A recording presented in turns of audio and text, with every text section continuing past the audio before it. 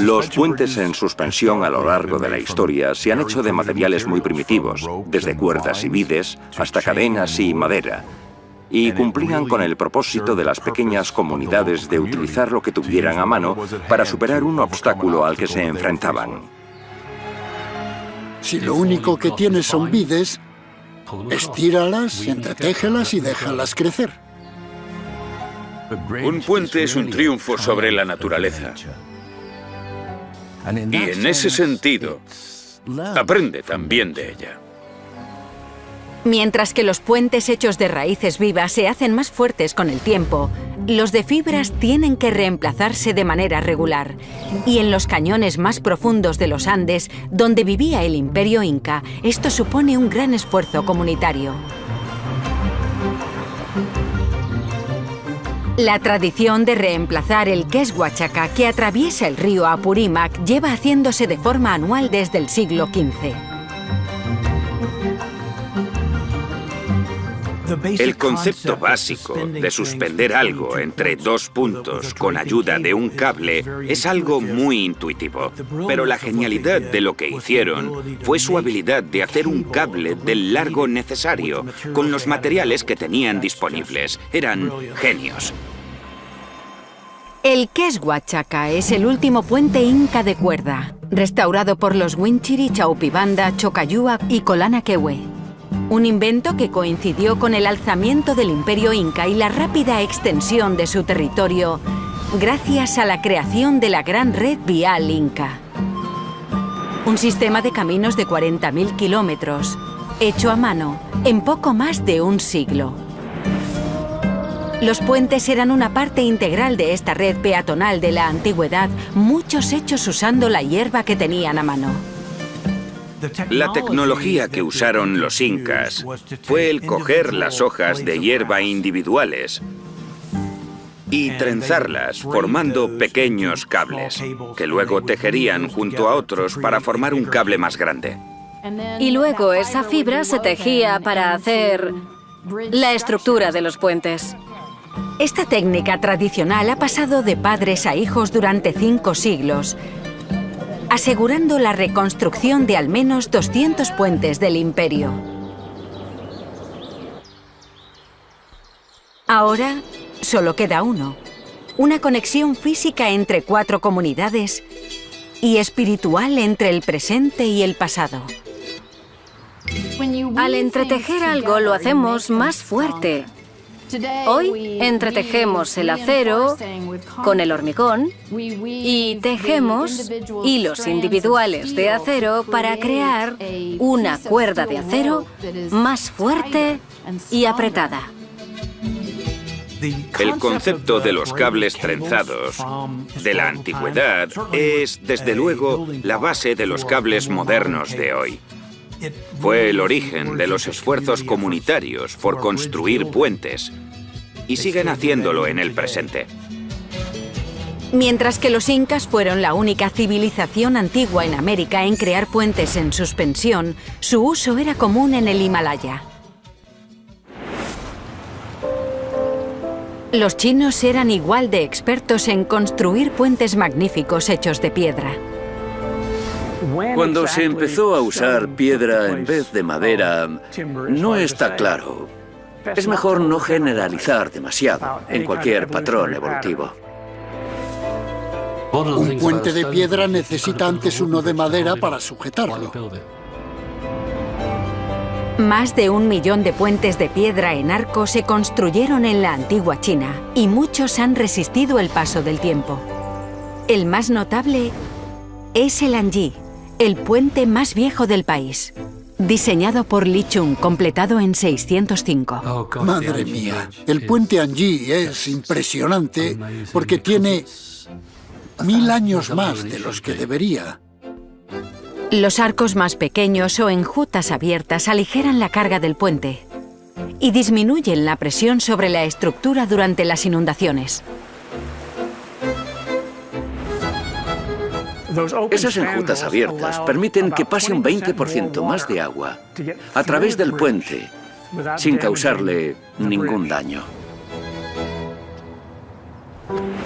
La integridad del puente se aseguró aún más añadiendo pequeñas llaves de hierro que ayudan a mantener las piedras en su sitio, y un dragón enfadado o tautier que se encarga de proteger el Anji.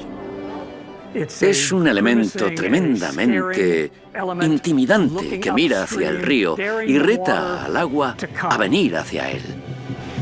Observando por encima del hombro a las fuerzas de la naturaleza, el puente Anji ha sobrevivido a 10 inundaciones, 8 guerras e innumerables terremotos, asegurándose su puesto como uno de los mayores logros de ingeniería de la antigüedad. Los arcos son una forma natural cuando la piedra es el material principal para la construcción. Los puentes en arco son únicos porque están más en compresión que en tensión. El arco siempre quiere expandirse más allá del puente. Los cimientos tienen que ser muy robustos para soportar esas fuerzas hacia afuera. Algunos de los mejores puentes de esta época son acueductos. Estructuras que, incluso en ruinas, son un testimonio de la afición de los romanos por la ingeniería hidráulica. Encuentre una fuente. Tire una moneda dentro y pida un deseo.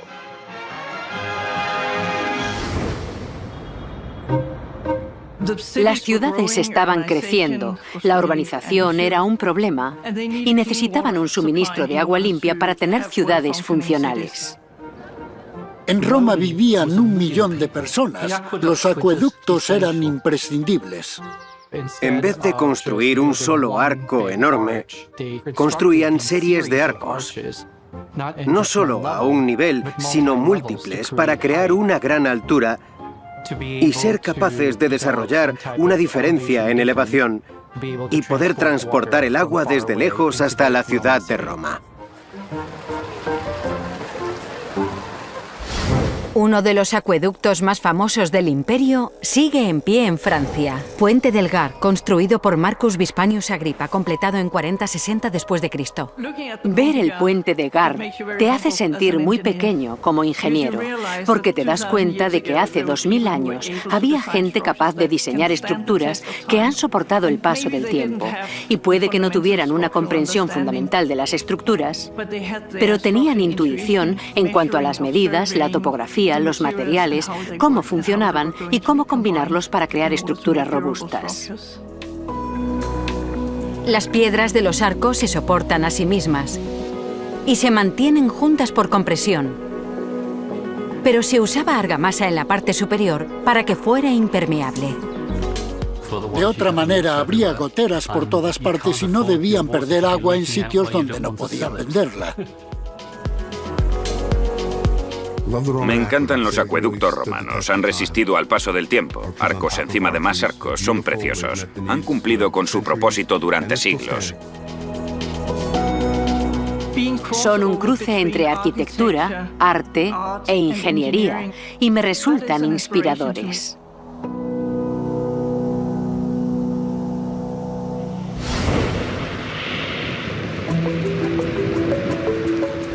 El descubrimiento de la pozolana y la capacidad de crear un cemento impermeable fueron críticos para que los romanos fueran capaces de construir cimientos resistentes para los pilares de sus puentes.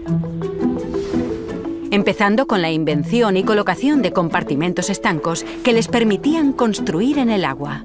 Los compartimentos estancos son estructuras que se colocan en el agua para poder construir en seco.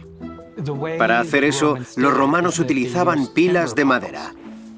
Estas pilas de madera se instalaban en vertical en el agua, clavándose en el lecho del río, creando un sistema sólido de contención. Luego usaban argamasa para que fuera impermeable, y una vez el sistema de contención estaba colocado, quitaban el agua de dentro. Así podían construir los cimientos del puente en seco. La influencia de la Iglesia en la construcción de puentes se puede observar en piezas de la Edad Media y el Renacimiento que glorifican a Dios de la misma manera que en la construcción de una gran catedral. La Edad Media fue un periodo lleno de superstición y completamente dominado por el cristianismo. La sociedad a todos los niveles estaba controlada por la Iglesia y los peregrinos religiosos fueron una forma muy primitiva de turismo. Con el tiempo, la era medieval dio paso al Renacimiento, en el cual surgieron la política, la cultura y el arte, tendiendo un puente entre la Edad Media y la civilización moderna.